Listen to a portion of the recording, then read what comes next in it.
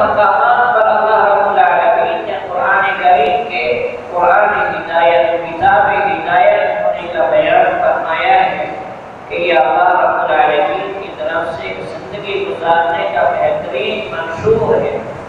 اللہ کی طرف سے دیا گیا انسانوں کے لیے ایک دستور الحیات کتاب ہے، ایک قانون کی کتاب ہے۔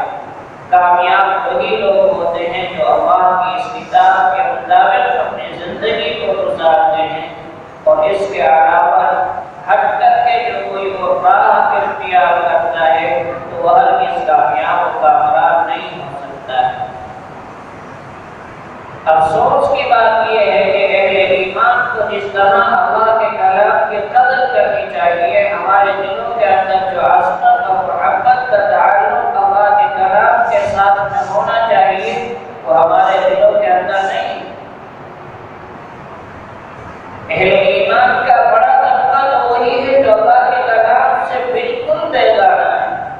اللہ کے کلام کو انہوں نے پڑھنا جانا ہی نہیں ہے، نہ دیکھ کر کے پڑھ سکتے ہیں نہ بنا دیکھ کے پڑھ سکتے ہیں۔ اور ان میں بھی ایک بڑا طبقہ وہ ہے جس کے سینوں کے اندر اللہ کے کلام کا ایک حصہ بھی محفوظ نہیں ہے، ایک آیت تک ان کو یاد نہیں۔ ایسے لوگ پھر سکون کو تلاش کرتے ہیں، برکت کو تلاش کرتے ہیں، اللہ کی رحمت کو تلاش کرتے ہیں۔ کہاں ان کو اللہ کی رحمت اور برکت مل سکتی ہے جن کے دلوں کے اندر اللہ کے کلام کا کوئی حصہ بھی محفوظ نہیں ہے؟ تو وہ تو ویران گھر کی مانند ہے۔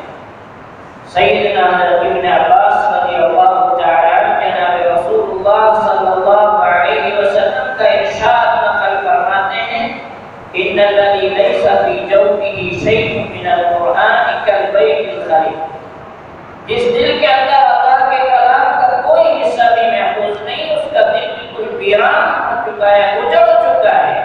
کوئی رونق اور کوئی رغم اور شادمانی، سکون اور اطمینان اس کو میسر ہو ہی نہیں سکتا ہے۔ ساری دنیا کی آسائش موجود ہیں، راحت کے سامان مہیا ہیں، اچھے گھر